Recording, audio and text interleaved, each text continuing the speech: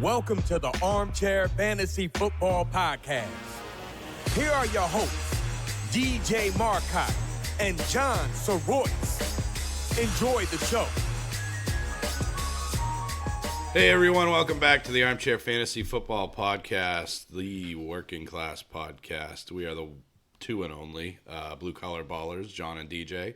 Check us out on our Facebook page at Armchair Fantasy Football. On Twitter at ArmchairFFPod. I'm on Twitter at Armchair Kingpin. John is on Twitter at John2977. You can email us at armchairfb@gmail.com. You can find us on Spotify, Apple Podcasts, Stitcher, and Podbean.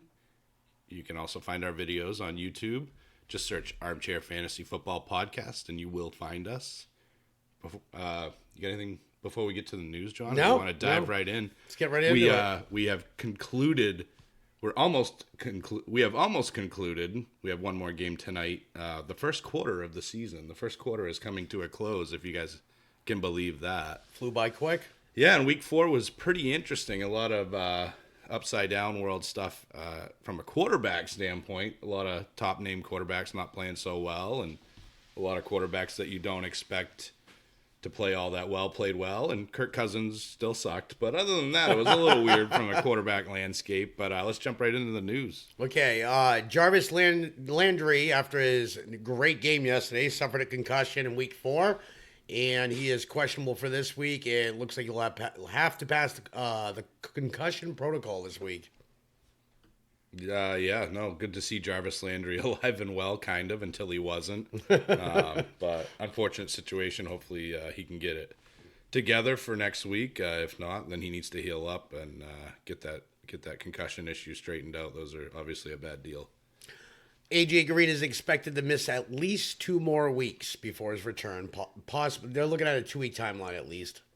AJ Green is like, you get really excited for like the Secret Santa. And then your Secret Santa just gives you a really crummy gift. The packaging is really shiny and looks really good. It's like gold leaf packaging. And then you open it up and you're like, oh. Because AJ Green just doesn't deliver to fantasy He's owners. what, 31 now? Yeah, he's in his 30s. He's always had injury issues. The stud prototype, if there ever was one. But, I guess... buy low on him, maybe. That's exactly what I was thinking. I think there's a good time to buy on him. This is a good time to go after him. But, go after him with the knowledge that he might disappoint you if you get a hold of him, too. He's just never, ever healthy. Much like we were talking about Tyron Smith, left tackle for the Cowboys.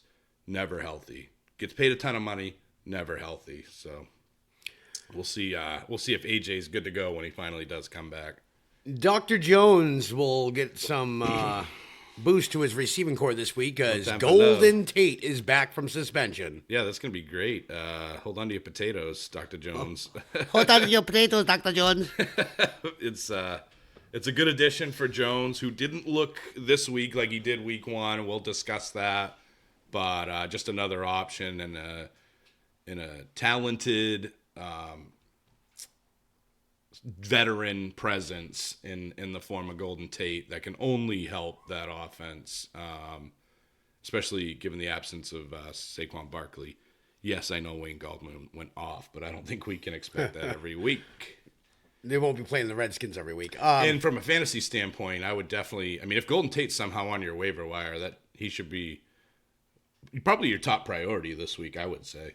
He's a number 2 receiver. Yeah. Is he? Or is he a number 1 receiver on that team? Or he's number 1 receiver on the team, but I'm saying he's number 2 as it relates to hearts. our hearts. I think it's a poor man's version of Evans and Godwin, to be honest with you, over there. I think he's definitely... between him and Shepard, I think. Yeah. But Shepard might have the upper hand where he's been playing we'll see this about week that. and last week with Jones. We'll see about that. So... Devontae Adams not practicing. Remember, it's still early in the week. He does have turf toe. As of right now, they say don't count on him suiting up, but he is considered day-to-day, so don't lose your mind yet. That's me banging my head up against the microphone. Still lots of practice left this week, so a lot can change, but that's the initial news as of right now. There is, John, but and I know that turf toe lingers. It lingers. If they're safe, they sit him out this week, and he should be good to go after I think they have a bye following that. Yeah, so he would get this week and next week, I believe. So as an owner, and I just traded Stephon Diggs because he's a lowlife, and I will forever never go back on the fact that I think that was a great trade on my part. But yeah, anyway, so I'm a little thinner at receiver than I would like to be, and I have Davante Adams, so I need you out there, bro, but not at the expense of the rest of the season. So I'd rather you heal up. Another person out for the Green Bay Packers is Jamal Williams, is not practicing, but he is out of the hospital, just taking it slow. My guess is initially definitely this week, could be back the week after. Nothing other than they're calling it a head injury right now. Not even calling it concussion. I mean, he got rocked. But that was a cheap shot That and was a half. cheap shot. I mean, they got to do something about it. We saw another cheap shot on Josh Allen yesterday. Yep, Vontez Burfict had a cheap shot, but his came with a suspension. He's done for the year. You know what? And they all should be done for the year if they're doing that, man. Like they know. I don't remember who got Allen, but these guys should be put out for the season if they're going to try to take a man's career. That's unacceptable. So keep. I would probably boost Aaron Jones' value this week more. So becomes the primary back. Yeah, there's kind of an underlying silver lining here, and I'm just looking deep because I like to try to look 2-3 steps ahead, and maybe there's nothing there, maybe there is. But who's third on the depth chart there? Because Aaron Jones, from an efficiency standpoint, doesn't look good. I think you would agree with that. And then if you're an Aaron Jones owner, you also know that touchdowns have saved your last 2 weeks. So I think, in Williams, there was more talk about Williams potentially getting, a 50-50 work split. And we kind of saw that in week 3. I think there's an opportunity here for Jones to lose some shares because he doesn't, from an efficiency standpoint, from a yards per carry standpoint, in the eye test, he doesn't look that great. So that's all I'm saying. I think they've got a rookie in there.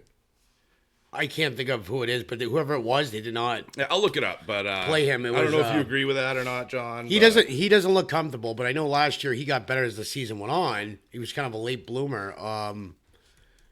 I don't know. I think Green Bay this week went back to their old form, hucking the ball quite a bit, and it looked like it paid off. Well, I mean, Rodgers it didn't in the win-loss category. No, they did lose, but now they're 3-1. Yeah, but Dexter Williams.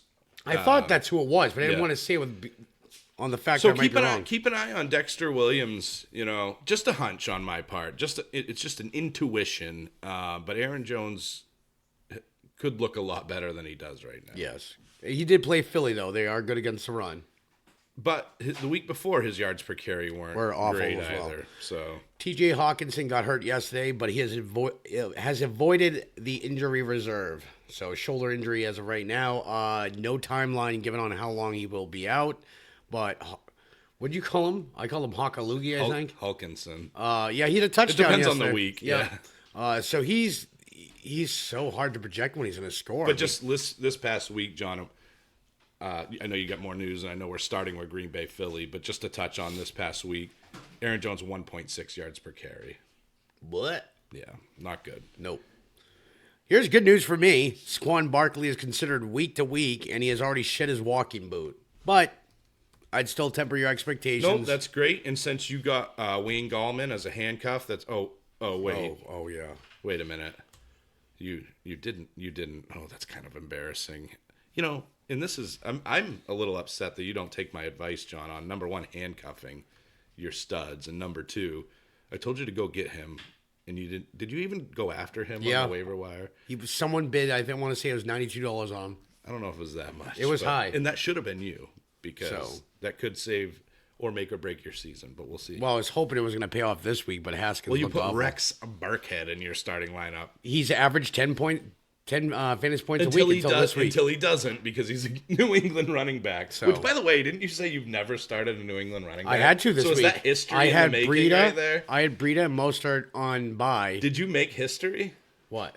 I think that was the first time I've ever started one. Yeah. And I paid for it. But the rest of my lineup went off, so that was good. It looks like you're going to pull it off. I hope so. It's going to be a little close. Who is it you're going up against tonight? Is it Mixon? Connor. James Conner. We also have him going in our tag team. Yeah, so he needs to score 19 or less, and I'll be good. So if he scores 18.5, you'll be a happy camper. I'll be a happy camper. Sam Darnold has been cleared for non-contact drills this week, but in order to play, he needs to be cleared this week. So he's still... So, Go ahead. sorry. Against Philly, 1.6 yards per carry. Against Denver, 1.9. So he's not even averaging for Aaron 2. Jones. Wow. So I'm just saying it might be right for the picking there. Both weeks, touchdowns saved his weeks. Just saying. And receptions, We're going to be too, right? We're going to be talking Okay. about those guys soon. Good old Mitch Trubisky has a dislocated left shoulder and a slight labrum tear, doubtful for Week 5. Which, if he does not play, Chase Daniel will be the starting quarterback this week. Which he didn't look bad. I mean, why wouldn't he be the starting quarterback this week anyway? He looked better than Trubisky. Plain and simple. I mean, I watched that game, or a good portion of it, and he looked better. Mitch Trubisky's not good. He's #not good at football. Well, speaking of quarterback controversy, Gruden declines to name a starting quarterback for the Redskins for Week 5. Both of them Are trash. So just put Colt McCoy in there and call it a that's day. what they're thinking. They're thinking that Colt McCoy has a chance to start. To be honest, I think Keenum's probably their best option, and I think the worst thing that could happen for McLovin owners. By the way, there's another podcast that's trying to steal our McLovin nickname.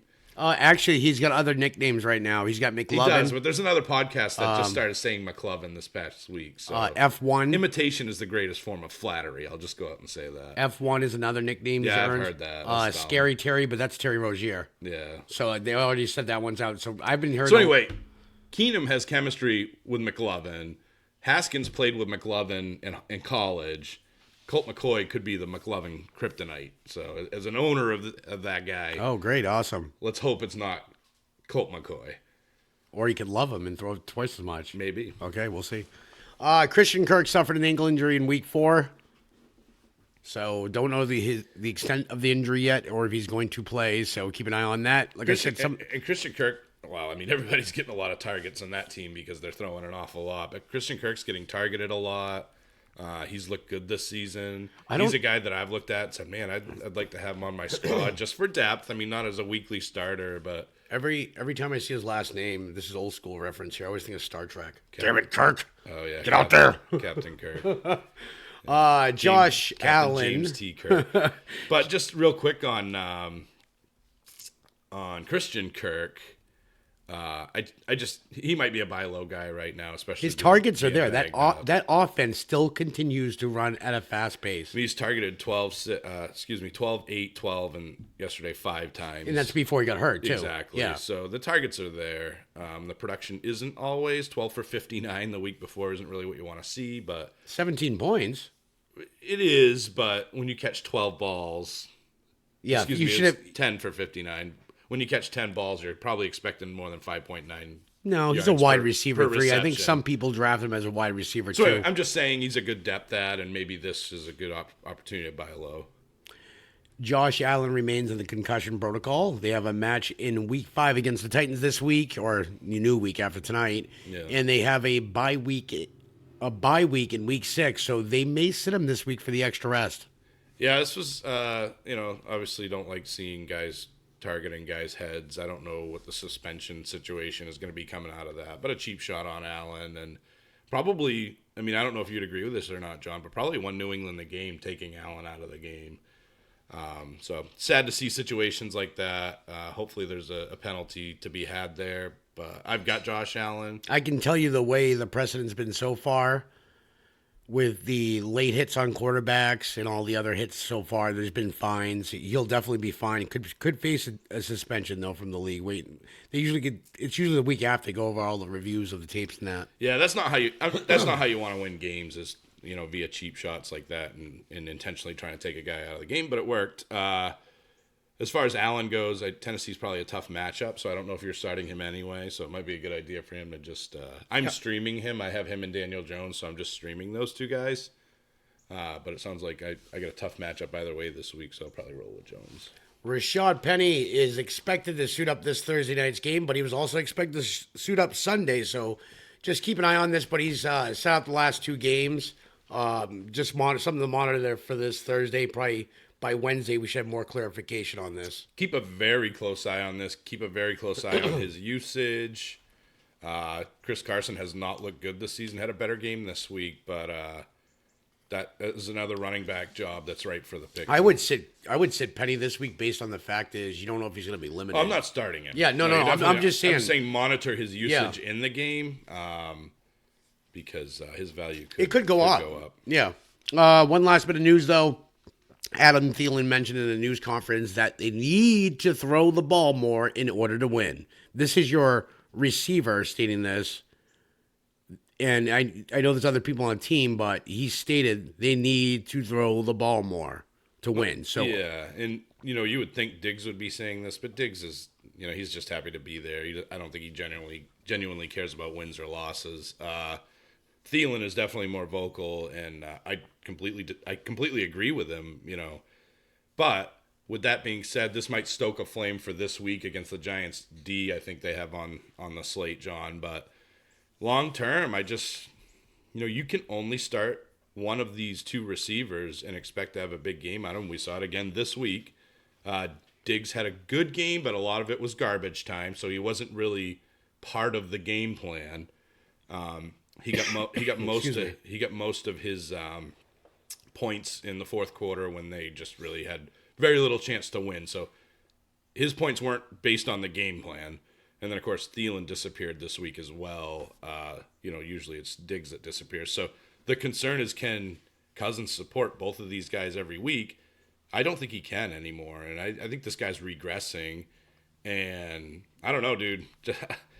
I don't like anybody. I'm not starting anybody on that team with confidence on a weekly basis outside of Dalvin Cook. And Cook didn't look that great this week either from an efficiency standpoint. The team just looked bad. And they're one-dimensional. What did we say last week? They run. Chicago's going to come in there. They're going to punch Dalvin Cook in the mouth as much as possible because they know they can't pass the ball. And look what happened. They got exposed. That. Yep. I don't know. I think I hate Minnesota more than all but one team. Minnesota is like so high up my hate list right now. It's not even funny because there's so much talent on that team and they just don't even use it. Keep in mind, there is a camera on you. I know. I feel like you're making funny faces down there. No. Okay. What game? For the news? That's it for news. All right, we'll jump into Philly and Green Bay. A career day, John. The top of the headlines is a career day for Davante Adams. But, as we mentioned, he got hurt. But 10 catches for 180 yards. Still, 4 weeks in, John. No TDs. No TD for Davante Adams. Are you concerned about that? Is he just not part of the red zone game plan? No, I think teams are they have to respect him more. In the years past, I don't think he got the respect. I think after last year, the guy that gets 12 touchdowns almost every year. I think he's off to a slow start. I think the first couple of games was LaFleur saying, "Oh, we need to run the ball." I think this past week they noticed that running the ball somehow was going to work. That they need to let Aaron Rodgers do his thing, and he did do his thing this week. But also remember in this game, a few like the face mask, he might have broke that off if he didn't get face masked. He might have had a touchdown. I mean, I watched this game. Adams looked really good. Rodgers looked really good. I just think give it time. Rodgers looked like the old Rodgers, 422 yards. He got it done on the ground. 5 carries for 46 yards. They did exactly what they said they were going to do. They said the first drive, 2 touchdowns. He was going to target Adams. Normally I say the whole stat line. Yeah. Yeah. But no, I'm trying to finish the Adams thing that you're worried about him. Yes. Rodgers stated, I'm not worried. Yeah. I'm asking if you should be. No. Rodgers stated that he would throw to Davante on the first drive often, and he did. He made a statement. He kept throwing it to him, and that lob pass for 50 yards or 58, I think it was. He made a statement, come stop me. And then after that, he spread the love. But the question is, I think the bigger question is, can we plan on that every week? I think we can plan on usage every week, and I think week 3 specifically was an outlier. My bigger concern is 0 touchdowns. And I think, I will say this, at the end of that game, I think that had he not got hurt, he probably would have cut a touchdown on one of the last 2 drives that they had, but he wasn't in the game because they were targeting guys that they targeted old man Jimmy Graham, who just couldn't get it done in the red zone, so he's the guy that probably would have fit perfectly in that scenario. And I think he would have made some touchdown hay on one of those 2 drives, but definitely a concern. I mean, there are some guys, and we'll talk about Leonard Fournette later, that are big time players, huge parts of the offensive scheme on their team, and have 0 touchdowns for the year. So a little weird, but yeah, I think that should turn around. But we'll see if he's even out there this week. But yeah, Rodgers had a great day, back to his old form. Aaron Jones did not. 13 carries to 21 yards. As we mentioned, 1.6 yards per carry, touchdown saved his day. And he is getting usage in the passing game, specifically this week, 6 catches for 37 yards on 7 targets. So Jones is getting the usage. I just think there's a possibility for him to lose a good part of the workload if he continues on the less than 2 yards per carry pace that he's on right now. But Graham, talk about Graham. He did have a good day, 6 for 61 and a touchdown. But probably the best day you're going to have out of him all year. But I don't know how many people actually started him. Allison, 3 for 52 and a touchdown. So Aaron Rodgers was dealing today. What part of that is Philadelphia's secondary? And what part of that is Green Bay's actually clicking? I mean, if you were to say it's one reason or the other, what side would you stand on? The fact that Philly doesn't have a very good D, or the fact that Green Bay is finally getting it together in an offensive standpoint? I think it was a mix of both. Philly's secondary is trash. Yeah. It is trash. It's not good. And it's banged, they're banged up too. So that's a big part of it. But you know what? Every team's banged up at this point. So moving on to Philly, Jordan Howard, 15. I feel bad for you, dude. So Jordan Howard has a career night. John is facing a guy that started Corey Davis and Jordan Howard. I bet if you look across like every single fantasy football team on the planet, how many are starting Jordan Howard and Corey Davis? Got to be really a small sample 2%. size. And they both went off. Yep. Unbelievable. That's what's wrong with fantasy football. But Howard did have a big day, 15 for 87, 5.8 yards per carry. He had 2 touchdowns on the ground. He had 3 catches for 28 yards, a touchdown through the air.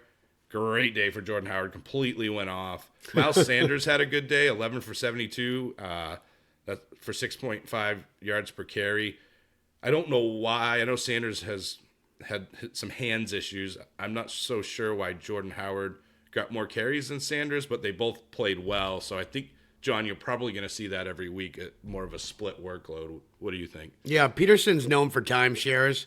But Sanders seems like he's getting more comfortable in this offense. He was even on some returns. He looks a lot better than he did the first couple of games. I think he is getting more comfortable. I think you'll see a split usage here like we did this week. Yeah, and then Ertz is, Ertz, Mr. Steady Eddie, 7 for 65. But Dallas Goedert got the touchdown. Yep. So that that's got to burn some Zach Ertz owners out there. And then Wentz, not great. This is another one of those sneaky stat line games.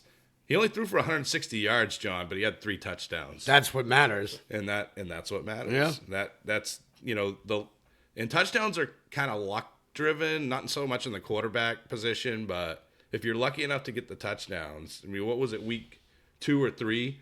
I had 2 total touchdowns for my team, and the other guy had like 7. Just that's how the scales tip sometimes. So if you had Carson Wentz, you were happy, but again, how sustainable is that? And anything else? We got any sleeper action?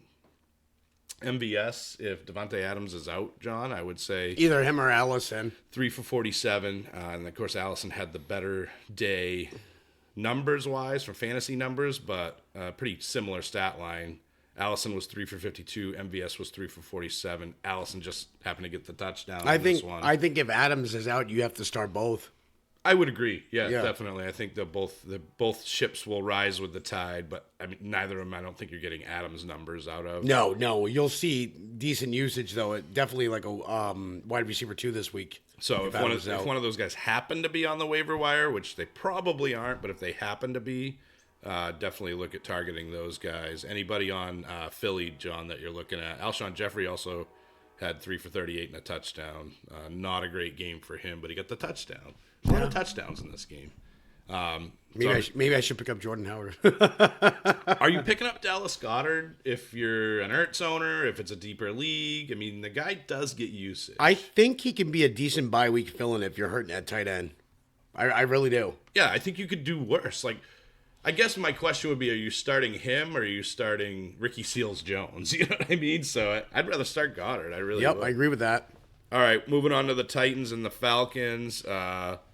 Didn't take long for the Falcons to turn into the defense of last year. They made Marcus Mariota even look good. Mariota threw for 227 yards, but 3 touchdowns really put him over the top. So a great day from him. Derrick Henry, 27 carries, John, for 100 yards. So he's finally seen the volume he should have last year. Yeah, and that's what guys like. It's funny, we talked about this last week, and we saw it happen with 2 of the guys that we use as examples, but guys like Sony Michel, guys like Leonard Fournette, guys like Derrick Henry, they need 25 carries, and they'll get you the performance, but you can't give those guys 12 to 15 carries and expect big weeks every week from them. The game script happened to work really well for Derrick Henry this week. He also caught a pass for 8 yards. So from a fantasy standpoint, he could have got you more, obviously. Yeah, I mean, but it's good to see that usage, though. Could turn into something bigger. Yeah, that's definitely that you hope for that being indicative of a good baseline for him. But again, with Tennessee, you never know if they're going to be playing from behind, and they weren't this week, so it worked out in Derrick Henry's favor. Corey Davis, John, 5 for 91 and a touchdown. Where'd that come from? Oh, also playing against you. Yes. Where'd it come from? Yeah. I just think the Falcons secondary is banged up. Their injuries. Uh-oh. It was me this time. Wow, it wasn't even me. Corey Davis looked good, but I'm still not buying this. I'm not yet. I want to see more consistency out of Mariota. Same with A.J. Brown. They both look good. A.J. Brown had 3 receptions for 94 yards and 2 TDs. But the biggest problem here is Mariota. I think he's just not consistent. I can't buy into do it every week. And that's what scares me. I'm not saying they didn't have a good week. They both had great weeks. But look at Humphreys. Last week he had, 8 or 9 targets? He had 3 this week. Yeah. So as much as like A.J. Brown's talent, it's not his talent I'm worried about. Right. It's Mariota's. Because watch me pick him up this week. Watch him sink because of Mariota, not because of Brown. Yeah. And that's what worries me here. And Mariota got the ball to 8 different receivers this week. This was... You were never starting Mariota, but... No. If you had to start Davis or you had to start A.J. Brown, which I doubt anybody did that either, then this was the week they popped for you. Probably not going to happen next week, though. Over on the Atlanta side of the ball, John, I think this guy might pop up on tomorrow's episode, Devonta Freeman. What's going on there? I mean, he's getting the receiving workload, which is great. I don't know if he's 100% from his injury from last year. He cleared himself good, but I just think that... Is it the offensive line? I mean, is that part of it? The line's not great. Ryan's taken some sacks this year, but he's also thrown for 397, so it can't be awful. And I don't want to mislead the listeners. Devonta Freeman had a good game yesterday. Yeah, he had 8 receptions. He caught 8 passes for 72 yards. Yeah, so on the ground, he's not looking on like the ground. It's either... I think it's a mix of Turd Cutter's offense, and it's also a mix of Freeman either missing the holes. I mean, there's a little blame of both because Turd Cutter running backs don't do well. Yeah. So, and it's right here. It shows that. And again, he did well, but he only got 2 points on the ground, basically, for you. And really all of his workload was through the air. And Calvin Ridley wasn't a big part of the game, John, with 3 for 32. So... next week maybe he is, and Freeman doesn't get as many receptions. And then Austin Hooper, yeah, 11 targets, 9 receptions for 130 yards, and he had a monster game. No TDs though, but 22 from your tight end's pretty solid. No, Hooper's doing a great job this year. Like I've said in previous podcasts, Sanu is consistent. He actually had more targets this game: 12 targets, 9 receptions, 91 yards. But this guy is always on the waiver wire, and he's not always in our league, not anymore. But he consistently puts up I'd say a minimum of 10. Yeah, so I made a trade. I traded Stephon Diggs for a first-round pick and Darius Geis, and I put Geis on the waiver wire. The IR. So I had an extra spot. So I'm like, well, I need another receiver, and our league's pretty deep. We have 12 teams and 16 roster spots on each team. So I picked up Sanu because I'm just a believer in the guy as being a good solid spot start every week. So yeah, Sanu's a great bye week fill-in. Actually, he's a good wide receiver 3, I think personally. But he's not going to do this every week. We don't. No. But like I've said before, his targets are consistent, 6 to 7, and I always think that he always, like I said, puts up a minimum of 10 points. I think this is another one of those weird quarterback situations this week too, where Matt Ryan threw for basically 400 yards, but no TDs. touchdowns. Atlanta just could not have. They did not have a nose for the end zone outside of Ito Smith, and I don't. That's one of those that helps no one type of touchdown.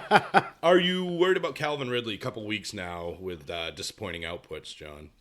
And by the way, before we jump into that, Julio didn't have a great game either. He was under 10 points in PPR. I think people think they see Tennessee and they think bad. Tennessee, they're not. They're not bad. Their defense is actually really good. I'll keep saying it. So I think... Yeah, I don't want to start Allen against those guys next week if he's playing. I think it's Allen. I just think Ridley and Jones had bad games here. Josh Allen. Ridley and Jones had bad games here because they faced a good secondary.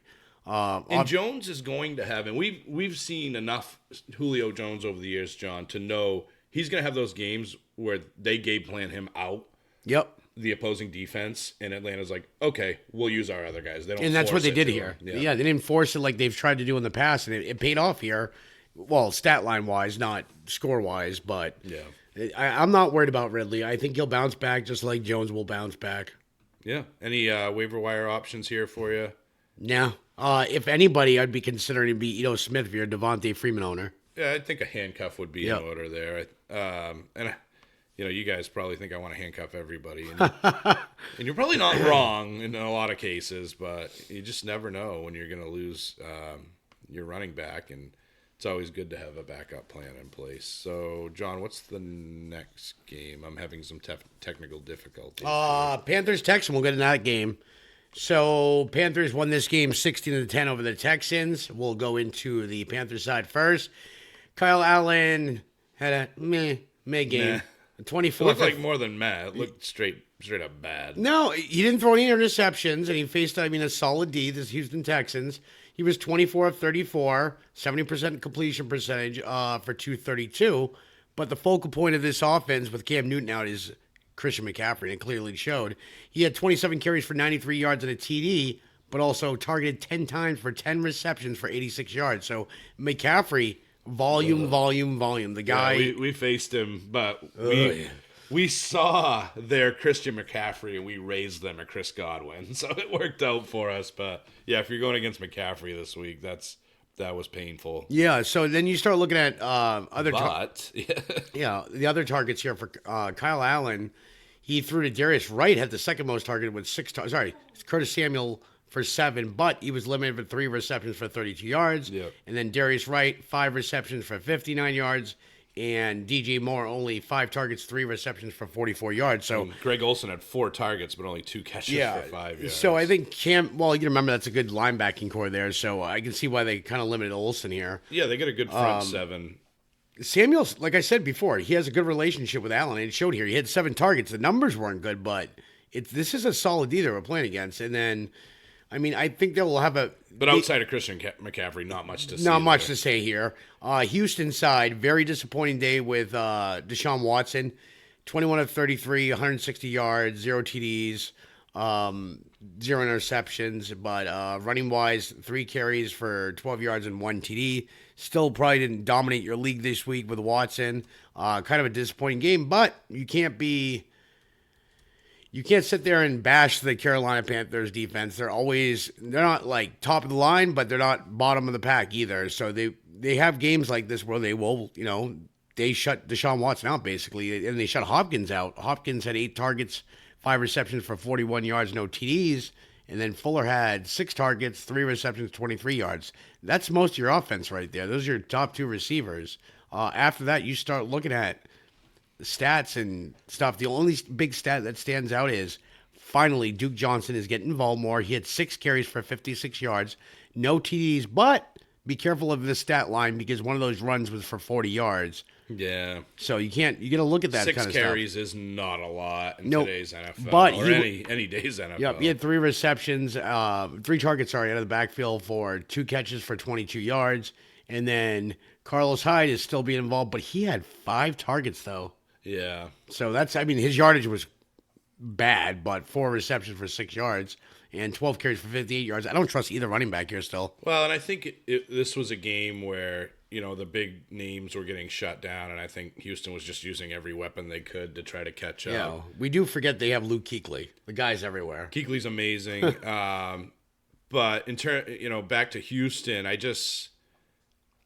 think Deshaun Watson might be somebody we talk about tomorrow as well. And the problem here is that offensive line is just 6 sacks. Embarrassing. I don't think Bill O'Brien's cut out to be a head coach in the NFL. I just don't think he's got the right stuff. And they had an opportunity, John, to work on that offensive line this past offseason. They knew it was a problem last year, and they really didn't. And it's really Deshaun Watson suffering because of it. And like Will Fuller is another guy I look at. I had high hopes for Will Fuller this year. Didn't really get him in a lot of leagues because he went a lot earlier than I was hoping, to get him. And 3 for 23. Like, the explosive plays aren't there from Fuller. Is that an injury? Like, is he still kind of dealing with that? Or no, I just think here do you think it's the offense? It's the offensive line problems here, and the running game's not helping either. They're not establishing, like, usually in order to pass well, you need to establish a good run. Well, that's not even happening here because the running backs aren't standing out here. And then when you have an offensive line that's giving up 5-6 sacks a game, Watson doesn't have time to plant his foot and make these good throws. Yeah. So, I'm not saying he doesn't make his good throws certain weeks, but when you face a better defense like the Panthers, or if they do face better Ds, I'd be skeptical of starting them now because it gets scary because that's how bad their line is. Yeah, Watson. Yeah, and obviously you're starting DeAndre Hopkins, sorry. But has had as many bad games as he has good ones this year. And he's worrying me. Yeah, well, yeah. But they're facing Atlanta this coming week, John. I think it's a get-right situation for them. Feasting. So I think you can fire everything, as far as Houston's concerned, or at the very least DeAndre and Deshaun, and you should see those guys come back to form. But definitely some concerns here, But they've got a schedule that isn't that difficult. They've got Atlanta, then KC, then Indy, then Oakland, John, and then Jacksonville. But I think the next few weeks you should really see DeAndre and Deshaun feast. And if you don't, then I would start to get concerned. But we'll talk more about that tomorrow. What's the next game on tap? Let's see what I got here in my little bag of tricks, John. The internet is slow today. I apologize. So next game on tap is going to be the Patriots and the Bills. Not much to see here from a fantasy standpoint. I personally sat Josh Allen for Daniel Jones this week, and it wasn't because of the hype. It was just I didn't think Josh Allen was going to have a good game against New England, and he didn't. Had he stayed in there, maybe he would have, thrown a TD, but he did rush for one. But he was 13 for 28, 153 yards, and 3 touchdowns. That's a Dwayne Haskins stat line there. So not great. And Matt Barkley didn't look that much better in reserves. So I think the only shining Frank Gore, dude, is he a legit 15,000 rushing yards? 15,000 rushing yards. He had 17 carries for 109 yards.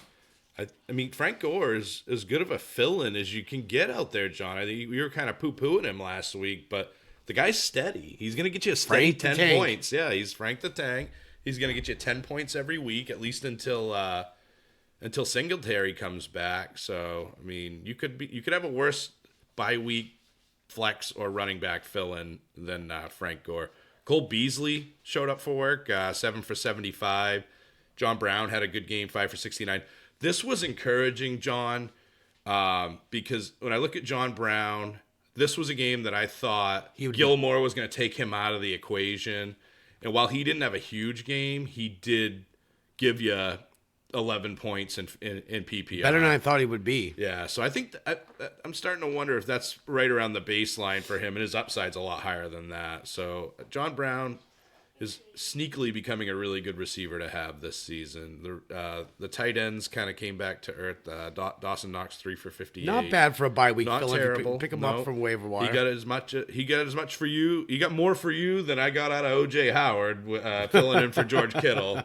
I still won, but Yeah, so it's John Brown for me on this team, Josh Allen in the right matchup, and Frank Gore are really the only three guys that I'm comfortable starting on a weekly basis. And even Allen isn't a weekly basis guy for me. He's a streamer. TJ Yeldon, 4 receptions for 68 yards. John, is he worth a waiver wire ad in deeper leagues? If Singletary's out, yes. Yeah, but when Singletary comes back, cut the cord. Patriots side of the ball, we'll talk Patriots. Sure. Brady did not look good. Gave up an interception, only threw for 150 yards. But, like we've said before, I'm a Pats fan saying this too, guys. Buffalo's D's legit. And they held Brady to 150 yards. Buffalo? But, yeah, they're legit. They're legit. And that's the thing. Everybody's going to beat them by like 30. I'm a Pats fan. I was worried about this game. I even said that just because that's how it always seems to go. Yeah. You know what I mean? But no, I mean, we got to start respecting this Bills defense. Tre'Davious White did a good job. The secondary did a good job. I mean, they limited Brady to 150 yards. I will say this, though. When your leading receiver is James White with 10 targets, 8 receptions, 57 yards, it concerns me because look what Tre'Davious White did to Gordon. I was going to say, 3 receptions for 46 yards. Edelman, you can tell, they said he was good to play, but he is still bothered by it. Yeah, he probably shouldn't have been out Nope. there. He had 7 targets, 4 receptions for 30 yards, and a reflected. In Dorsett, you might have had 9 targets, but you only had 2 receptions for 10 yards, which is awful for those targets. He did get a carry. And good old Rex Burkhead gave me the old Rexy Poo. I don't know what you were thinking there, man. So I saw the The worst thing to do is ever see a big week from a New England running back and then start them the next week. That should be a built-in rule. You want to know what I saw? I saw 3 consistent weeks of 10 points. That's all I saw. I saw consistency, and I thought I could when have you rely ever on it. seen 4 weeks of 10 points or more from any New England running back? And this is why, as a Patriots, a Patriots fan, this is why I don't start Patriots. And I think this was like the first time. It has nothing to do with being a fan. It's being an intelligent fantasy football competitor. It's just, it's an unwritten rule. I love Sony Michel, and we have him in our tag team league, but we know that he's not going to go 3, 4, 5 games with double-digit points. It's just not going to happen consecutively. So, I mean, from a fantasy standpoint, not much to talk about on the Patriots. Michel was 17 attempts for 63 yards, no touchdowns. Michel was not good. No receptions. He is starting to worry me. So that's all up. I don't see any. He got 17 carries, which is okay. But it's not 20, 25. It's, not what I would have expected to see. You see any waiver wire pickups here? I see one. No. I see one. So let me just say this, and I want to go back to Brady real quick. I think people forget that Brady is 42 years old, and I don't care how many avocado ice creams or steroids you take. If you're 42 years old, or avocado ice cream, steroid injections, or whatever it is that keeps you going at 42 years old. And God bless him, He's still playing great for his age. He's not matchup proof anymore, guys. No. And I had, Noah, God bless the kid, but Noah looks through everything with Patriot glasses. He's not objective. So I actually put something up on our Facebook page. Would you rather have Daniel Jones or Tom Brady rest of season? And Noah's like, oh, Jay, you had one bad week, and you say that he's losing his mind. And I'm like, dude, do your homework. Tom Brady was a 14th ranked quarterback in fantasy last year. He's, so that's a legitimate question. I mean, at 42, 14th is still good. That's what I'm not saying. I didn't say that. Yeah, no. I didn't say that. So take the Patriot glasses off. No. What I am saying is he's not matchup proof anymore. And Buffalo is the type of team that punches him in the mouth, and he turtles up a little bit. And their running game wasn't really great enough to carry the load today. They won, and I think they won because they took Josh Allen out. I would still rather start Daniel Jones based on the fact that you're taking an offense without Saquon Barkley. Yeah. And I asked that question for the record.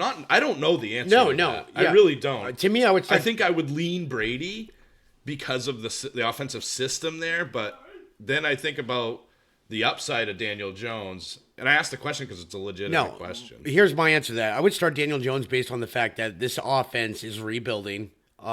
This team is not always going to win. I mean, they've already gotten 2 wins, which is very surprising for Daniel Jones. But the reason why I would start him, they're going to throw the ball more often than not. And if they get behind, they're going to throw even more. Yeah. So you have more chance. Even if it's garbage time, they're going to throw. Yeah.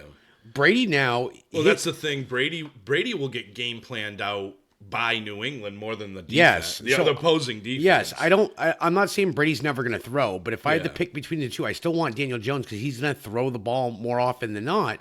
Brady's can be scripted. If they're 21-0, they're going to run the ball and run the clock. Daniel Jones more often than not will be behind, so he will get more. Even I don't care. Like I said, if it's garbage points, I would go Daniel Jones rest of the year over Tom Brady. But I mean, I'll say this: Brady in certain situations. I mean, you look at that schedule. It is there's not only the easiest schedule in the league, but it might be the easiest schedule of all time. Yeah, this would be a week if you want to start Tom Brady. He plays the Redskins. You need to. Yeah. Yes, he's going to carve them up. So I want to make sure all the Patriot fans are losing their minds right now because Tom Brady pays their light bill and he takes care of them so much.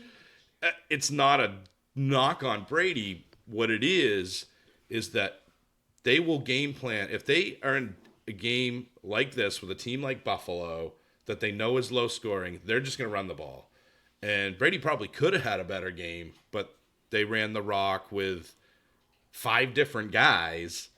I will say to kind of piggyback on this, if they're going to do that, they need to get more than 3.7 yards per carry out of Sony Michel. That dude needs to wake up and smell the coffee, as the old saying goes. I think the James Devlin injuries hindered him more than we thought. Well, the James Devlin injury, at least he won't vulture any touchdowns. I knew you were going to say that. I knew that was coming. But, so, with that being said, I don't listen to much Boston sports, John, because it's just, I can't handle it. But I listen to like a little tiny bit because I turned the car on and then I switched it to my podcast that I listen to. But the little snippet that I heard, they were just bashing the game plan. They were bashing the Patriots. And it's like, come on, guys. They'll be fine. They'll be fine. And Brady's going to have a lot of good games. Just wasn't today. Wasn't this week. All right. So what's the next game? Sorry. You tell me. How about we do it right in front of you. Let's do the Chiefs at the Lions. All right. So this game. Oh, that's perfect. That was next on the list. This game, I saw bits and pieces of it, but this game was back and forth and not a game you would expect to be like this, but both teams, believe it or not, were undefeated. Yeah, the Lions had a tie. And Detroit managed to lose like they always do. And they lost in Detroit, too. They lost at home. But, Chiefs won 34-30 over the Lions. But Matt Stafford continuing to improve. He was 21 of 34 for 291 yards and 3 TDs. It's a great game. And great game. Carry on, my wayward son. Carry on, Johnson. He finally came to earth. Again. But look at the volume go up again. 26 attempts for 125 rushing yards. And not only that, John, but we talked about those other guys. Carry on's another one of those guys. Yep. If you want 100-plus yards out of your running back, you need to give them the usage. Yep. Because a lot of those yards, if you guys look week to week, guys that have big games, a lot of it comes on 1 or 2 runs. You know what I mean? And so they need to get going, and eventually they'll break through. Here, his longest run was 14. It was just consistency he was getting. Right, yeah. He just got the workload. I mean, it was the workload, and with them... he did have 2 catches for 32 yards, which is, I mean, that's 15 yards a catch. That's really good for a running back. They've released... 16 yards. Releasing C.J. Anderson, actually, they're firm believers in Carry On Johnson. They're all in. Marvin Jones had a solid game again today. He's becoming pretty consistent, 3 for 77. Kenny Golladay had a great game, 5 for 67. Thank you, Mr. Golladay. 2 touchdowns. Yeah, you were singing. Oh, I was singing up and down when I saw him score, especially the second time. So I mean, this team looked great. They just lost the game, but that's what they do. I mean, their coach is bad, so a bad coach is going to lose games for you. I.e., the Cowboys last night. Another example of that. But from a fantasy standpoint, they look great. Kansas City looked great. Patrick Mahomes threw for 315 yards, but no touchdowns, John. Yeah, so this is what makes me laugh a little bit because everybody, like, you start reading Twitter and stuff, and they're like, Mahomes didn't have a Mahomes game. I'm sorry, but Mahomes still threw for 315 yards. Yeah, it was a little disappointing. Yeah. No TDs, but do we forget that he had 6 attempts for 54 yards as well? Yeah, no, that tacked So, on. like we said, a floor game is 300 yards. I expected at least 1 TD, but still, he still had a decent game. Oh, yeah. Surprisingly, was LaShawn McCoy, 11 carries for 56 yards and a TD. He also had 4 targets, 2 receptions for 33 yards. So not too bad of a game as a McCoy. But Darrell Williams, fine. Vulture, 2 touchdowns. I know, 8 carries for 13 yards, but 2 TDs. And he also had 3 receptions for 43 yards. I started him in Dynasty as a bye week fill-in, and he got me, I think, 18.7. So I'll take it. I'll take it in a heartbeat. That's pretty good. Kelsey was 7 for 85. Not a ton of touchdowns this year. He only had one week 2 against Oakland. So I think you'll see that change very soon. Demarcus Robinson, I started him in Dynasty over Chris Godwin. Yes, publicly shamed me. But I was worried that Godwin was, with a hip injury, you really get concerned about that. No, you were worried about the limited, like a lot of people were. But he and Demarcus Robinson, Mecole Hardman disappointed. And like we said last week, you're not going to get every receiver every week out of this team to give you double-digit points. It's just not going to happen. And, of course, Sammy Watkins, 3 for 54. So it was really Travis Kelce's day. And while they scored 34 points, not the best day for Kansas City's offense that we've ever seen. And the Lions' D is no joke. But without Darius Slay, I thought they were going to carve him up. But they kind of did it in a way, 34 points, but it was mostly on the ground, though. Yeah. It just wasn't what you're used to seeing from Kansas City, but they'll be fine. I wouldn't worry too much about that at all. Any waiver wire options coming out of this game, John? To be honest with you, no. Yeah, nothing that stands discussed. out. Marvin Jones Jr. if he's available, but he should not be. I don't available. think he is. Yeah, Marvin Jones is another guy that to go after if you're looking for depth on your team. And the only one to consider is Darrell Williams if Damian Williams misses another week, because he's proven in that even with LaShawn McCoy here, he's still going to get some usage, least goal line usage. What about the Raiders? The Raiders. This one's Indy. Raiders took this one. It was a pretty good game. Josh Jacobs looked good. He looked good. He was 17 for 79, 4.6 yards per carry. He caught 2 passes for 29 yards. Still not seeing quite the usage that you would like to see. His attempts are up, but I know what you're saying. Only 2 targets in the passing game. Yeah. Really like to see him around 20 attempts. But I liked he looked good. And what I saw of the game, John, he was moving pretty good out there. So I think he's over the injury woes that he was dealing with. Who else stands out to you? Darren Waller, John? Tyrell Williams. Waller's just being a baller, like we said. Waller had 7 receptions for 53 yards, and Tyrell Williams is still the number 1 there. He had 7 targets, 3 receptions for 36 yards, but that TD helped save his day.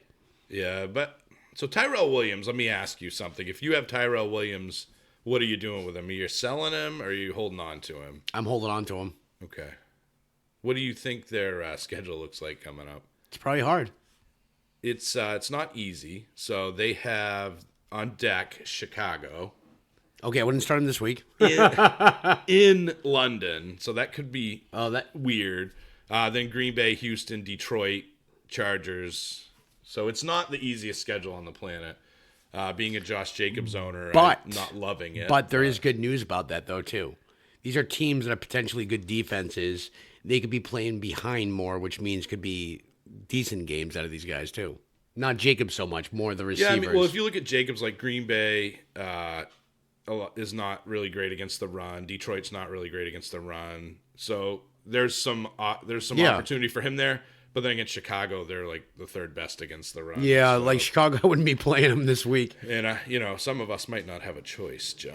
No, I get that. We'll see how it goes, though. But good to see more work out of him. Tyrell Williams, like you said, scored a touchdown, but 3 for 36 outside of that. Makes me a little nervous. 7 targets doesn't make you nervous, I will say that. And then Darren Waller is, again, the most targeted guy on the I think team. this is the Waller's worst game yet. It's 12 points. Yeah, and it's 12 PPR points. Yeah. So let me ask you this. Are you sold on Jacoby Brissett? No, I'm not, dude. Because, again, it's – you know what he is? Early in the morning, you hear the truck coming up the road, and you're like, what the heck is that? You're all groggy. You look out the blinds, and it's the garbage man. That's what Jacoby Brissett is. He's the garbage man because he gets all of his points in garbage time. Oh, good point. And you're going to have meltdown games from this guy. I guarantee it. But this wasn't one of them. Nope. And it was as good of a matchup, John, as it was going to get. But it was all garbage time, dude. So if you started him, you made out, and you don't care that it was garbage time because that's a part of fantasy football as well. I'm asking you, are you concerned about Marlon Mack? Yes. I agree. I think because he doesn't catch passes. One, he's not targeted out of the backfield. It's Naheem Hines. That last drive was all Naheem Hines. Yep. On top of that, you also have Mack. Yes, he did play this week, but was he limited on his snaps because of his injury? I know they said he wasn't. He's always hurt. Yep. And he's hurt again this week. Shocker. Yep. So I'm a little concerned here. I mean, if you're looking to stream somebody this week, I would look at Naheem Hines, not Wilkins, Naheem Hines, based on the fact that it's the targets. If they get behind, they're going to throw to Hines. Wilkins had 1 target, Hines had 6, and he had 6 receptions for 39 yards. Yeah. So that's who I'd be targeting. And then I know what's coming. I know what's coming. What? Oh, I got a feeling I know where you're going. So go there. We'll see. We'll see if I'm right. So we streamed the tight end this week in our tag league, and I talked about how good the matchup was against the Raiders with tight ends, and I said Jack Doyle. Yeah. Jack Doyle had 8 targets, four receptions for 22 yards and a TD. And why did we also target Doyle? You brought up a good point. Because T.Y. Hilton was out. Yep. So I think if you look at who catches touchdowns in that team, it's Ebron, Doyle, and Ty. So I thought it was a 2 good out of those chance 3 people got a touchdown. I thought it was a good chance that Doyle would catch a touchdown, or maybe it would be Ebron, but ended up both catching touchdowns. And this game worked out for both of us. Ebron had 5 targets, 1 reception, 48 yards, TD, and then Pascal was probably the best receiver on this team, or Paris Campbell, but Pascal had 4 receptions, 72 yards, but Paris Campbell seeing the targets, but not seeing the production yet. 5 receptions for 25 yards. Other than that, it's not really much to talk about in this game. I will say, though, back to Wilkins, these guys face Kansas City, who's the 9th worst against the run. So that does create an opportunity for maybe Wilkins and or Naheem Hines. So just keep your eye on the. If you need to stream, yeah, those could be streamers for you. Just watch the Marlon Mack news because this guy, they'll say he's not practicing, and then he literally, I think it was the day before the last practice, he had limited practice and he ended up playing. Yeah. Paris Campbell did get 8 targets, John. 5 for 25, though. Not much there. Chester Rogers got 6 targets, made 3 for 48 with a touchdown. So neither of those guys are anybody I'm going to go after on the wire. As much as I like the skills of Paris Campbell, he's not a big enough part of that offense right now. And I thought that he could have had a big game this week with T.Y. Hilton out. Just didn't happen, unfortunately. Chargers, Dolphins, John. Let's move on to them. Phillip Rivers had a good day.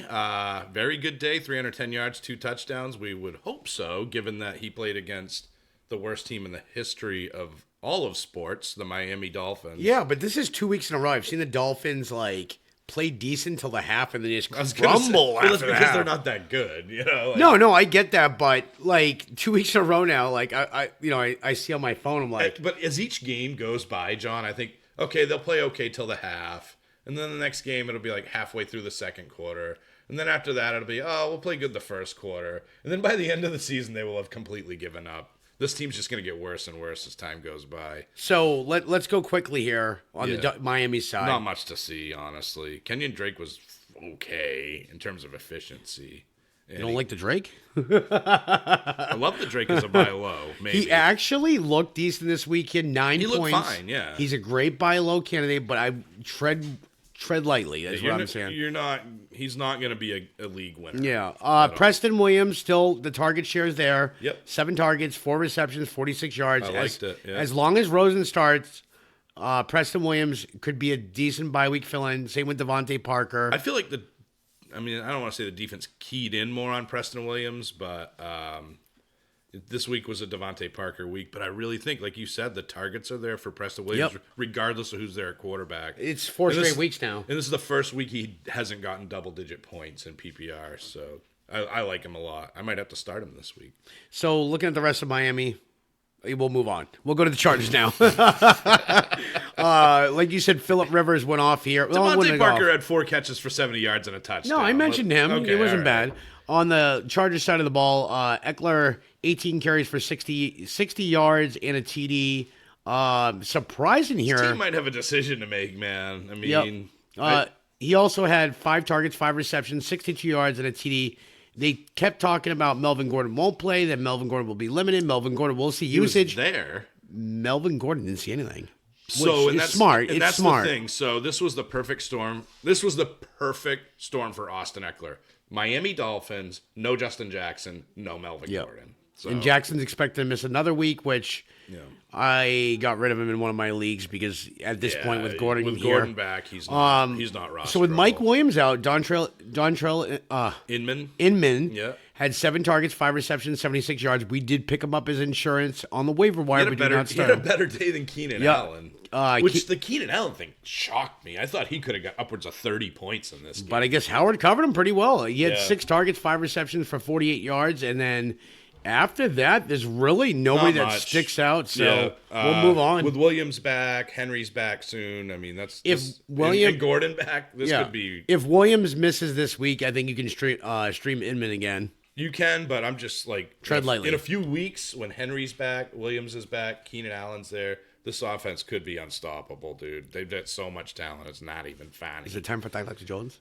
Yeah. No time for love, John. We got to get over to the Redskins and Giants. The Redskins are just bad. Really nobody worth talking about. Adrian Peterson, I talked trash about him all offseason, and thank you, Adrian Peterson. You are proving me right with another 2.5 yards per carry effort. He's just not a good football player anymore.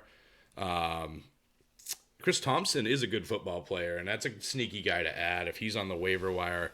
He's a great dude to have that gives you probably 10 points, but you're almost guaranteed that 10 points. I don't think there's anybody worth talking about on this team because McLovin was out. Paul Richardson, though, I don't know. They're just spreading the ball out now so much with McLovin out, or at least did this week. But Paul Richardson might have been the fill-in, but he didn't have a great game. This wasn't a great secondary either. Right now, it's McLovin and Chris Thompson is really the only ownable assets on Washington. The Giants have a few, though. Wayne Gallman's probably not on your waiver wire anymore, but not on mine. 18 carries. Yeah, somebody else got him. 18 carries for 63 yards and a touchdown. 6 catches for 55 yards and a touchdown through the air. Stud game from Gallman. I mean, let's be honest. Dr. Jones could have had a better day, 225 yards and a touchdown, 2 interceptions. So he's got to work on, he didn't have any interceptions the first game, but kind of lost the ball there. Yeah, but you know what I like to see here? What's that? The attempts. So he's starting to get the Konami code here. He does have the Konami code. He rushed 5 times for 33 yards, which is great. And you can expect that probably on a weekly basis from Jones. And this was a game where they were winning, so they didn't need to go nuts, and they used Gallman a lot. I don't think that's going to be the case every week. I don't think their defense is going to allow them to be in the lead. So I think Daniel Jones could really, really be a steady, maybe a week-to-week option. I don't know. What do you think, John? I think Jones, like I said, even if the games are getting blown out, I think Jones, unless he could completely implodes, which we haven't seen yet. I mean, he's only started 2 games, but even if they play a team, they're going to play from behind. He's still going to throw a lot because their option at running, if we know Gallman's starting, they're going to stack the box and force Jones to throw. So either he's going to come out balling, and I don't mean like throwing for 400 yards, but even in garbage time, he's going to put up, like, let's say, 260, 2 TDs, 1 interception, let's say 30 yards rushing. Won't put you up a horrible floor. So who's Jonathan Hilliman? He's their third running back. Well, he got 10 carries. So. Yep, he didn't do horrible. What about the receiving game there, John? Sterling Shepard, 9 targets, 7 receptions for 76 yards. So I love seeing that, but I'm interested to see what Golden Tate will do once he comes in. But I think what's going to happen here, it's going to be Shepard, Ingram, Tate. That's who's going to. You're not going to see Slayton out there. You're not going to see Benny Fowler. Those guys are going to start to go away. And Gallman was targeted 7 times out of the backfield for 6 receptions for 55 yards. That's their game. That's how they play their game. They target. You know, it's funny. They didn't target Saquon that much in the first 2 games. Well, no, but he does get targeted. He does. Ingram didn't have the best game, but still was part of their. Yeah. So he got 9 points in PPR. I always look at 10 points. If I get 10 points, I'm not upset. So he was close to that. It wasn't a horrible game. It's not like he was ignored out there. I think it's just game script wise, John. They ran the ball because that's what they needed to do to win. And sometimes we need to remember that teams are going to do what they need to win, and sometimes it doesn't always help us from a fantasy standpoint. Patriots another example of that this week. Did we do the Browns Ravens yet? We have not. We'll do the Browns Ravens. This was interesting. This is not what I thought it would be. No. I think I don't know what happened with Cleveland. I don't know if they got tired of hearing how they're not living up to the hype, but they lived up to it this week. Baker Mayfield, 20 for 30, 342, and a touchdown. Did throw one interception. Only carried the ball 3 times for 1 yard, so we're not really a factor in the rush game. But 350 and a touch for Mayfield. Odell Beckham threw the ball once. That's interesting. Jarvis Landry, 8 for 167. John. Thank you, Jarvis. Am I right on that? 167? Yep. 160. Sorry. Yeah, 167. Yeah. This keeps bouncing around on me. Nick Chubb, 20 for 165, which is why I was getting confused. 3 TDs, though. Yes, But 3 touchdowns. What did he do that he always does? He broke off an 88-yard. Yeah. He does that. He'll break off an 80-yard, and then you look at his stat line, because you take it that, he had 19 carries for 80 yards, which still isn't bad. And Hilliard still gets usage, man. Yep. 6 carries, one of them being a goal line carry. He got a touchdown. Landry had a great game till he got concussed, 8 for 167. Ricky Seals-Jones returned to the NFL box score, 3 catches for 82 yards and a touchdown.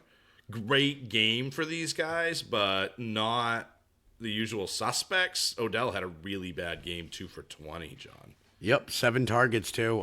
So I think I think Baltimore kind of game scripted that one to shut Beckham down, but they got burnt by Landry in the slot. Yeah. That's exactly what happened here. And with Chubb, too, because they're like, oh, if we stop Beckham, then we'll be good. Well, no, Chubb.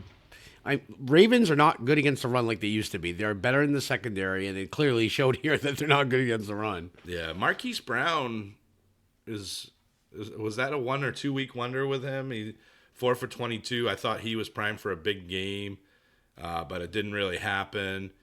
No, I think Mark Andrews got 4 for 31 with a touchdown. Cleveland's defense isn't horrible. They're still young. They're still banged up a little bit, but the inspiring part Cleveland's of it. D was banged up, Yeah. dude. I expected a huge game Marquise from Marquise Brown still had 7 targets, though. He did. He's still seeing that timeshare. Yeah. I think this was just an off game for him. I do love Andrews still getting 8 targets, 4 Yep. receptions, 31 yards, and a TD. You start him every week. Yep. Lamar Jackson, 9 for 66. That's what you expect to see from him on the ground. 247 and 3 passing touchdowns. You worried about Justice Hill? I'm starting to. He's just not getting the usage, and Mark Ingram starting to turn back into the pumpkin. Although he does have good yards per carry. He just doesn't get a lot of carries. No, but what did I say? Gus the bus. Yeah, but I'm still holding him. I have No. Justice Hill, and I'm still holding on to him. And Lamar Jackson. But I'm getting nervous. Lamar Jackson still had a great game here. Even though they lost this game, he still had a great game. The 2 picks kind of hurt, but 3 TDs. But then he just chipped in another 9 carries for 66 yards. Oh, he dominated. So What's next on the docket, John? next game. Is Panthers Texans? We already did that. No, we already right? did that. Bucks Rams. Oh. That game was awesome. That game was awesome. This was like Halloween came early. It was a slaughterhouse on both sides, man. Like, There was these touchdowns, and more touchdowns in These this defenses game. were terrible. Jameis Winston has played like a number 1 overall pick, 385 yards, 4 touchdowns, only 1 interception, which is great for Jameis. And then Ronald Jones had a day, 19 carries for 70 yards. So not great from an efficiency standpoint, but he got the touchdown. It was a great touchdown, too. Peyton Barber got a touchdown. Chris Godwin got 2 of them. So Godwin. we watched Christian McCaffrey rack up the points in the first slate of games, and then we threw Godwin out there. Godwin went insane here. I thought he would be limited. We had no choice but to start him in one of our leagues. Yeah, this is crazy. 14 targets, 12 receptions, 172 yards, and 2 TDs. Yeah. He was a target machine yesterday. Mike Evans had a good day, but really all on 1 touchdown catch. Other 67 than that, yard. It wasn't great, yeah. Cameron Brate, the good old vulture of O.J. Howard. I know. For some reason, they love Brate there. He had 3 catches for 36 yards. He had and a the TD. same stat line as the ghost of O.J. Howard, but he got a touchdown and O.J. didn't. Watching the game, and I was thinking about it. I'm like, I just don't think Arians. I think Arians dislikes him personally. It seems like that. It do. Really does. And he just doesn't want him to be a part of the team. So you might even see O.J. Howard traded. Who knows? If he is, then his value skyrockets on a side note. But So this is crazy here. then the boogeyman stinks. Yeah, I cut Boogeyman in one of my leagues, so I gave up on the Boogeyman. Boogeyman is like Justice Hill is kind of in the same area There's is the the potential. boogeyman, but I'm going to hold on to Hill. Did you guys hear the hype train? The in hype back? train just crashed for the boogeyman. So on the Rams side of the ball, this stop hype train. Cooper Kupp, dude. No, we will talk about that. Goff, 45 Robert completions on Woods. 68 attempts. They clearly showed here that we are going to throw the ball. I said last week, what did I say last week? I'm like, he can't do it anymore. He cannot support, meaning Goff, cannot support those three receivers. Brandon Cook, 6 for 71. Cooper Kupp, 9 for 121 and a touchdown. Robert Woods, 13 for 164. Jared Goff shut me up, albeit against the Tampa Bay Buccaneers. But the Bucs D gets to the quarterback. Yeah, but 517 yards passing from Goff. And how many? 2 touchdowns. So that's, just a great game for Goff. Not a great game for Todd Gurley. No, Todd Gurley, 5 attempts, 16 yards, 2 TDs. He kind of saved his day with the 7 catches for 54, but he got 5 carries. And I know they were playing from behind a good portion of the game, but... They were down, 21-0 at one point, or 21-7. But he didn't look that efficient anyway. 3.2 yards per carry, 7.7 yards per catch. Just not great, man. Not great. I don't know what's going on with Gurley, but, drum roll, please, buy low on him. He will improve. Guarantee it. This was the receivers. Remember, the receivers were showcased. Remember the earlier podcast we were talking about Cooks, Kupp, and Woods, who we think would be the one that be the number one, kind of. They're all doing a timeshare, but remember I kept saying Kupp has the best potential? Yeah. And he's clearly showing. I tried to get Kupp this He's fantastic. Trade. I want to drink from that cup right there. He reminds me of Edelman really 10 years ago. Kupp is great, dude. Yep. Oh, he's bigger than Edelman. Well, yeah. But so Kupp, I'm playing against him in one of my leagues. I'm like, they're shutting him down. You know who he remards me of? Jordy Nelson. Yeah, that's a good comparison. Nelson. Yeah. He's got the speed, but he literally went from having nothing to just getting targeted.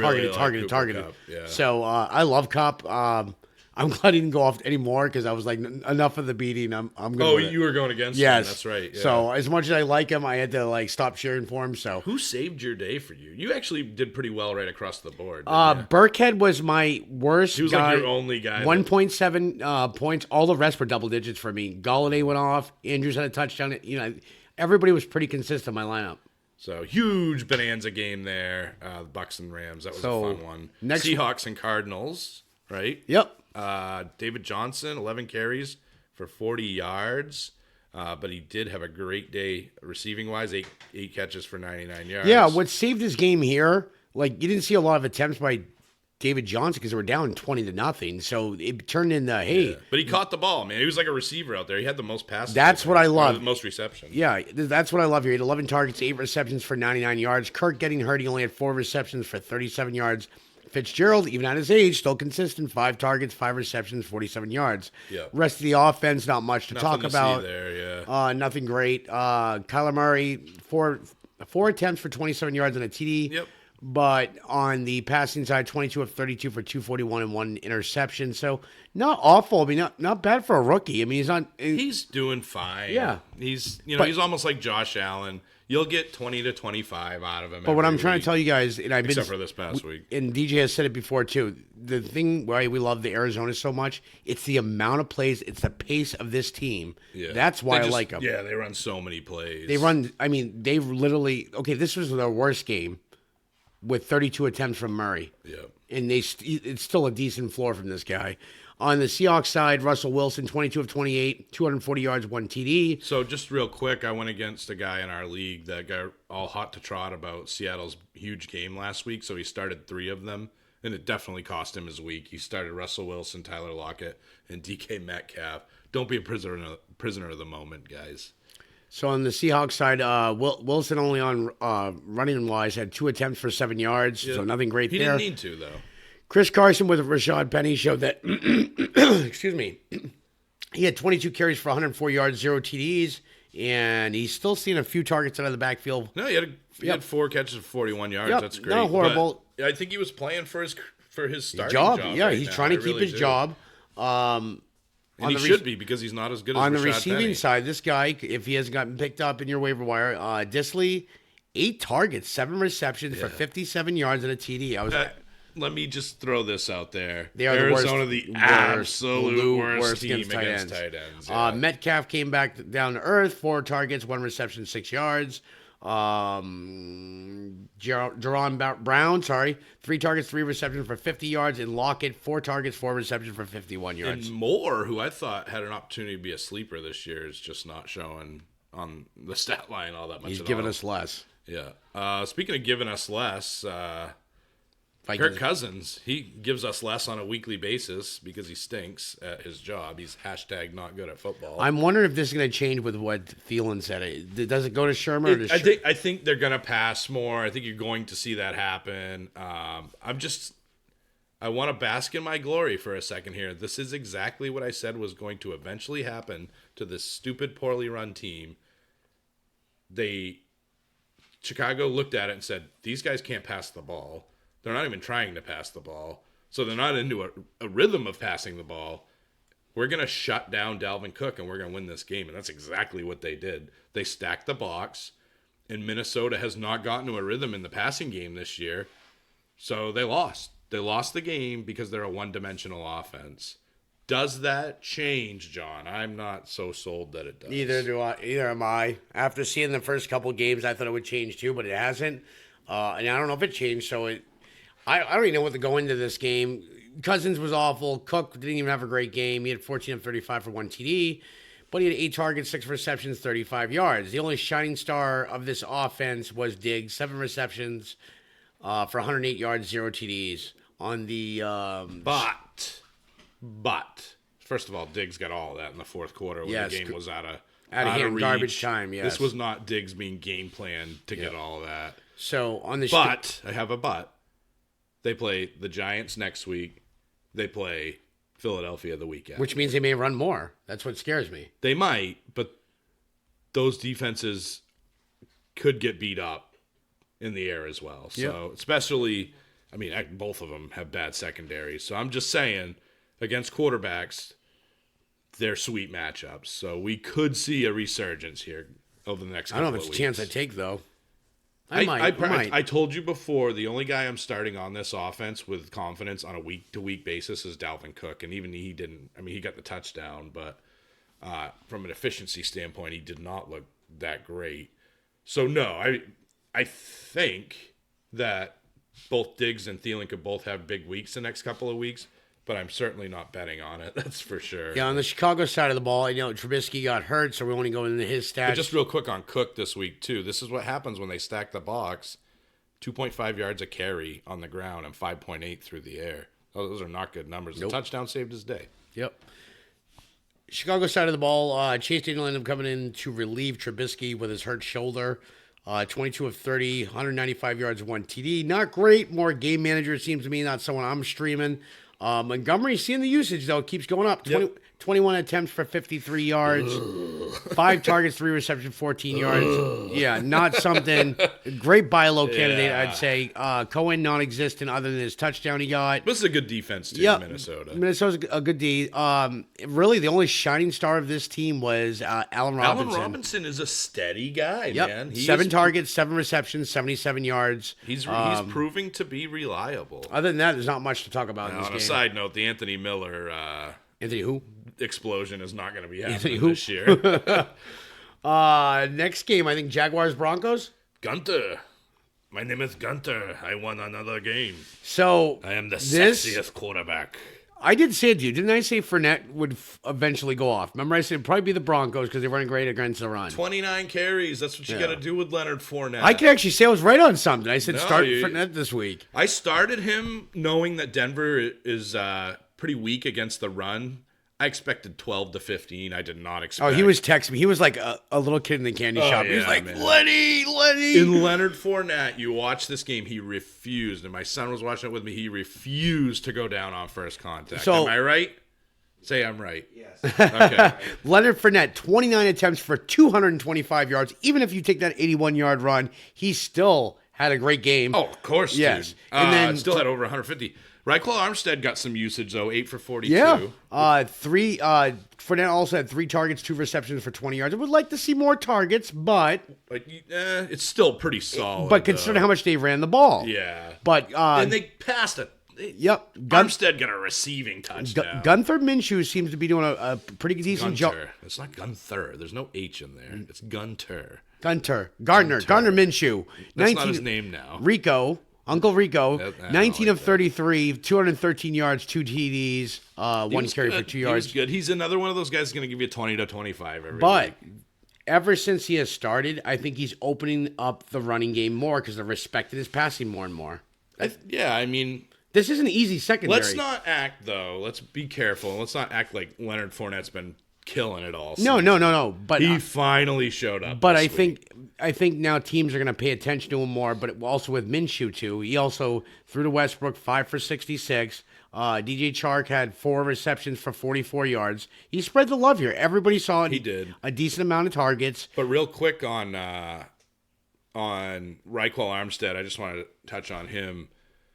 This is officially a guy that if you have Fournette, you need to pick up Armstead. He got 8 carries for 42 yards in a game that Fournette got 29 carries.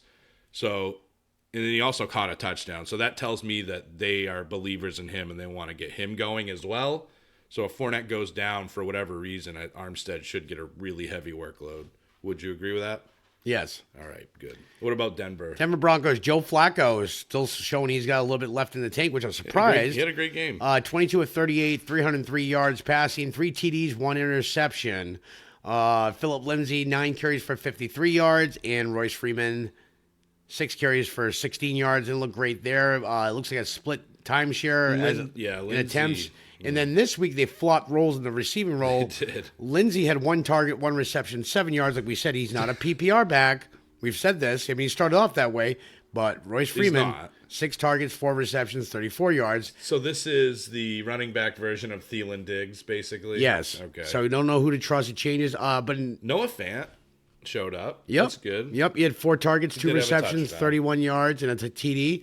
Manuel Sanders seems to be the number 1 here, I would say still. Sutton, man. No, I'm not I saying- like what I'm seeing out of Sutton. But Sanders has the consistency. He had 5 receptions for 104 yards. But they both got targeted 9 times. Sutton has the red zone threat, I think, more than Sanders. Sutton had a great game. He had 9 targets, 6 receptions, 62 yards, and 2 TDs. Yeah. So I was nervous about Sutton this year because he never seemed to figure it out last year. Even when it was just him and Deshaun. Deshaun looked better. Yep. But this year it's clicking. And next year, guys, Yep, the third year. he's going to be a myth monster, of the third-year I think. receiver. Yep. So the very last game to go over, the Dallas Cowboys lost to the New Orleans Saints, 12-10. This was an all-defense game. It wasn't a good fantasy football game. It was a good defensive football game. I'm not trying to be mean here, but everybody this year is like, oh, this game's going to be so high scoring. Why would you think that? It wasn't last year. If anybody watched the game last year, Yeah, it was like a 16 to defensive 10 or battle. something like that, I did yeah. not expect this score to be higher than like 2017 tops, and it clearly showed here. But I actually expected Dallas to obliterate Bridgewater here. I think Bridgewater's better than people give him credit for, but they kind of did, John. 193 yards and an interception is a really bad game. Yeah. And he faced a really good defense. We got to get Noah some. We got to get him some books or something, or tell him where the internet is, because he was trying to say that Dallas has a bad defense. And No, they're not a bad defense. Obviously, that's one of the most ridiculous things I've ever heard. Or they're not the same D that they were last year. I would argue they might be better this year. Come on. So if you look at it, Kamara 17 for 69, not a big game for him on the ground, and 3 catches for 20 yards. So they shut Kamara down. Michael Thomas did have a good day, but not a huge day. So they kept him in check. And then frankly, New Orleans did the same thing on the other side of the ball. Jason Witten 4 for 50, but had a great catch and fumbled it. They shut down Cooper. And then after that, John, Blake Jarwin started getting thrown too. So that was interesting to see. Jason Witten kind of got phased out after he fumbled that ball. Amari Cooper 5 for 48. Zeke 6 catches for 30 yards, which was good. That and the rushing touchdown saved his day because he had 2 yards per carry, which is probably the worst I've ever seen Zeke. Watching this game, he just never got it going, John. So what that means to me is if you have a running back going up against this New Orleans defense, they are officially good against the run. They were ranked well against the run, but then I'm like, well, they haven't played Zeke Elliott yet. Let's see what happens there. and they took Zeke right out of his element, right out of his game. So be careful when you're starting running backs against New Orleans is my big takeaway from this one. But yeah, no, nothing really to see here from a offensive standpoint. Both defenses did a great job. Yeah, the very defensive battle, kind of like the Rams and Patriots last year. And same with these guys playing last year. It was just all defense, and you got to keep previous matchups. And but I mean, I'm not saying we're not wrong about previous matchups because look at Baltimore and Cleveland. Yeah, totally wrong on that one this week. The good news about Zeke is his baseline's about 15 points. This is the worst game I think I've ever seen him have. Yeah, and he still had, 18? He still got 15. Yeah. Well, he got 16.5 or something like that. So tonight, John, I mean, obviously we will have the game will have aired before our podcast airs. But tonight it's Cincinnati and Juju. Of course, we're recording this on Monday night, and we put it out on either late Monday night or early Tuesday morning. What are your thoughts on this game? What do you expect from the big hitters? Joe Mixon, Juju Smith-Schuster. I think this game is not going to be high scoring as bad as both defenses James are. Conner. I'm calling the upset here. I think Cincinnati will win 21-17 over Pittsburgh. Well, my son's a Bengals fan. So while that's great, I just want to temper his expectations. I think they got a good chance of winning this one, though. Obviously, if Big Ben was out there, I would think differently. But I think this could be, John, a higher scoring game than a lot of people are anticipating. These are both bad defenses. Yep. But Minkah Fitzpatrick helps Pittsburgh a little bit, but not to the degree where it makes them a good defense by any means. So I think Cincinnati, I think John Ross should have a good game. I think I bet you Tyler Boyd has a huge game in this one. And I think Mixon could have a huge game as well. And on the Pittsburgh side of the ball, I think Juju will get you 10 to 15, I think. And then Connor, I think we see a resurgence from him a little bit. I expect 15 to 20 from Connor. So we'll see if we're right and if that shakes out. By the time this episode goes out there, you guys will know. So you say Cincinnati's winning. Yep. I think Cincinnati will win, but we'll see how it shakes out. We're probably both going to be wrong, I bet you. But wait and see. If we are, I guess it jinxed Andrew. So we got a little bit of time, so I just want to take a moment to mention our GoFundMe page at www.gofundme.com/armchair-fantasy-football-podcast. If you guys could support us by making a donation, then sharing it with your network, we would greatly appreciate it. We know that money can be tight, so if you like what we're doing, please know that even $5 helps us get closer to our goal. The cost of your morning Starbucks, basically. Let us know if you have any questions. We'll be happy to answer them. Help the Working Class Podcast continue to provide great content and keep the blue-collar baller dream alive, most importantly. We sincerely appreciate your contributions, even if you can just share the GoFundMe page, posts, and tweets. Other than that, we'll see you tomorrow. We'll see how Monday Night Football shakes out. And we're going to talk about if we're having panic attacks, John. Should we breathe into the bag tomorrow? All right. But until then, have a good night, day, whatever. I guess it would be have a good day, and we'll catch you on the flip side. See you guys tomorrow. Fantasy Football Podcast. Thanks for supporting the show. Until next time.